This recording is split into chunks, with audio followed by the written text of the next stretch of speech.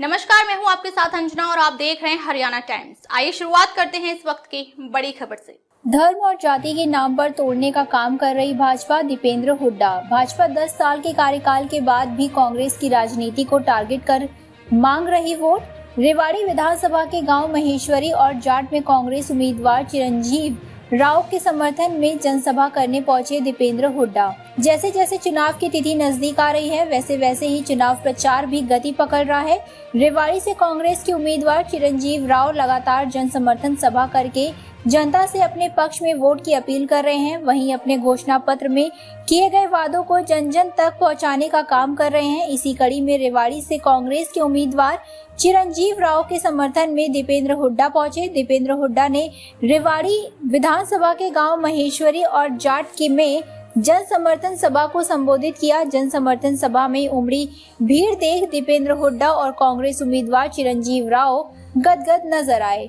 वहीं मीडिया से बातचीत में दीपेंद्र हुड्डा ने कहा कि बड़े बहुमत से हरियाणा में कांग्रेस पार्टी सरकार बनाने जा रही है और रेवाड़ी से कांग्रेस के उम्मीदवार चिरंजीव राव भी भारी बहुमत से जीत दर्ज करेंगे। वहीं भाजपा पर जुबानी हमला करते हुए दीपेंद्र हुड्डा ने कहा कि 10 साल के कार्यकाल के बाद भी भाजपा के पास एक भी काम गिनवाने के लिए नहीं है, बल्कि वह कांग्रेस की राजनीति को टारगेट पर रख कर वोट मांग रहे हैं। भारतीय जनता पार्टी धर्म और जाति के नाम पर तोड़ने का काम कर रही है, तो वहीं कांग्रेस जोड़ने का काम करेगी। कांग्रेस पार्टी की सरकार बनते ही सबसे पहले बेरोजगारी को प्राथमिकता से खत्म करना पार्टी का काम होगा, तो वहीं प्रदेश भर में विकास की छड़ी लगाई जाएगी। देखिए, बहुत अच्छा माहौल है। रेवाड़ी से तो दूर से ही पूरे हरियाणा में रेवाड़ी की खबर आ रही है कि रेवाड़ी से हमारे भाई चिरंजीव बड़े बहुमत से जीतने जा रहे हैं। रेवाड़ी हल्के ने ठाना है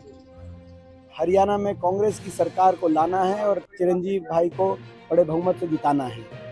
और मैं समझता हूँ कि पूरे हरियाणा प्रदेश में भी कांग्रेस के प्रति बहुत अच्छा माहौल है। पूरे प्रदेश से कोने कोने से यही बात आ रही है कि बीजेपी की सरकार जा रही है और कांग्रेस पार्टी की सरकार हरियाणा में आ रही है। लोगों ने बदलाव का मन बना लिया। हरियाणा में बीजेपी का कुशासन 10 साल तक हरियाणा की जनता को ठगने का काम जिस पार्टी ने किया, कोई काम नहीं किया इन्होंने 10 साल। इन्होंने हरियाणा जैसा प्रदेश जो दिल्ली के 3 तरफ बसा है, आज 10 साल का रिपोर्ट कार्ड ये है कि वो प्रदेश आज बेरोजगारी में नंबर 1, आज वो प्रदेश हरियाणा अपराध दर क्राइम रेट में नंबर 1, आज वो प्रदेश हरियाणा नशे में देश में नंबर 1, भ्रष्टाचार, महंगाई और ऊपर से बदहाली, क्योंकि विकास की तरफ तो ध्यान ही नहीं रहा खट्टर साहब का 10 साल।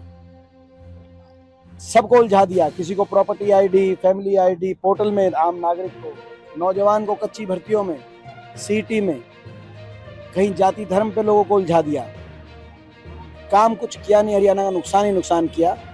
और इसीलिए कांग्रेस संकल्पित है हरियाणा को एक बार दोबारा से विकास और खुशहाली के रास्ते पे लेके जाने के लिए, और लोगों का हमें साथ मिला। चिरंजीव ने चुनाव से पहले हिसाब मांगा भाजपा सरकार से, अब तमाम विधानसभा में आप जा रहे हैं, कितनी सीट एक्सपेक्ट कर रहे हैं कि अभी जो माहौल आप देख पा रहे हैं तमाम का? मैं समझता हूँ बड़े बहुमत के साथ कांग्रेस की सरकार बनने जा रही है। जिस तरीके से अमित शाह ने रैली करी और कुमारी शैलजा को मुख्यमंत्री बताया, क्या लगता है किस तरीके से इम्तियाज आ रहे हैं? किसने क्या? अमित शाह ने आज कुमारी शैलजा को कांग्रेस का मुख्यमंत्री बताया अपनी रैली से। देखिए, तो मैं समझता हूँ कि कांग्रेस पार्टी और भाजपा में फर्क एक है। 10 साल की बीजेपी की सरकार के कार्यकाल के बाद भाजपा के नेता अपने काम बता के वोट नहीं मांग रहे, कांग्रेस को निशाने पे रख के वोट मांग रहे। 10 साल के बाद कांग्रेस की राजनीति को निशाने पर, हुड्डा साहब को निशाने पर और कांग्रेस के नेताओं को निशाने पर रख के वोट 10 साल के बाद भी काम नहीं गिनवा रहे।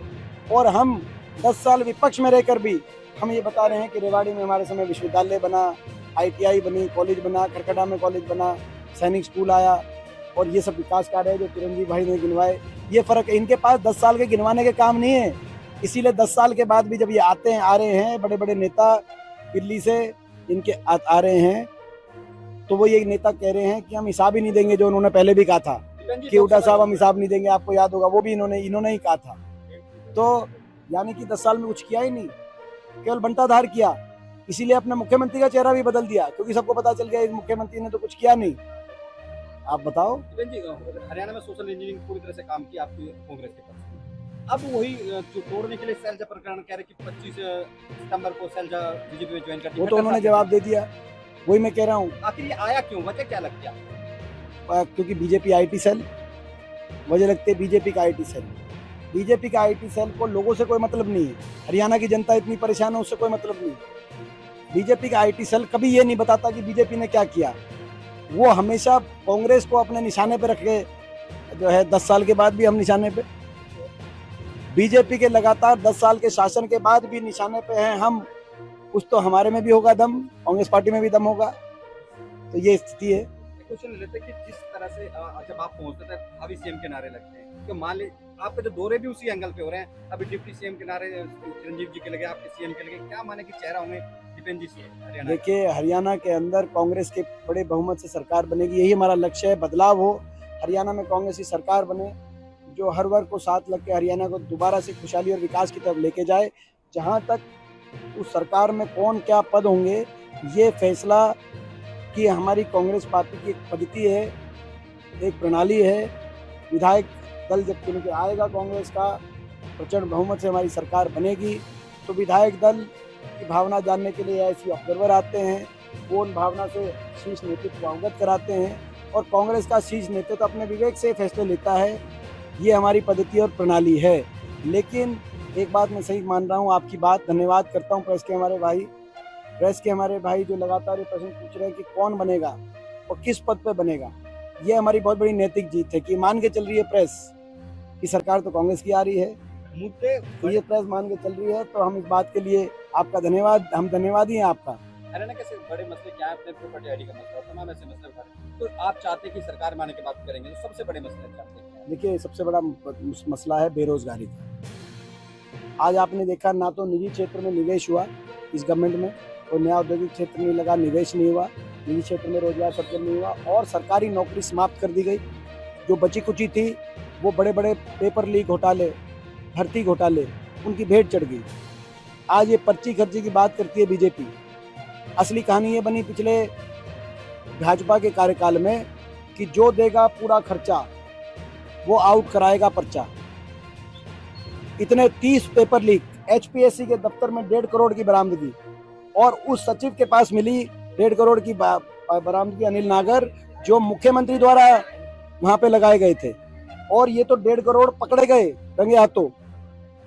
जो भर्तियां जो निकल गई जिसमें रंगे हाथों नहीं पकड़े गए, उसमें क्या हाल हुआ होगा आप अंदाजा लगाएं। और 5 साल से तो कोई बड़ी भर्ती आई नहीं हरियाणा में, जो केवल नौजवानों को तारीख पे तारीख मिली। आपने देखा, कहा कि हम इतनी लगाएंगे ग्रुप सी डी, लेकिन लगाई नहीं।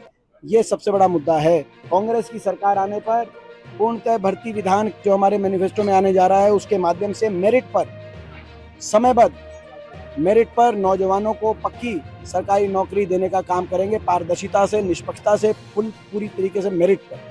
और ये हमारा एक बड़ा एक मुद्दा हम मानते हैं। दूसरा मुद्दा विकास का है, इन्होंने तो कुछ सुध ली नहीं।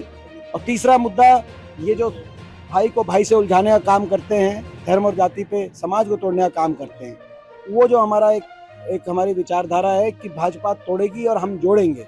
हम 36 बिरादरी, हर धर्म को जोड़ के आपस में प्यार, प्रेम और भाईचारे से प्रदेश को आगे खुशहाली की तरफ लेके।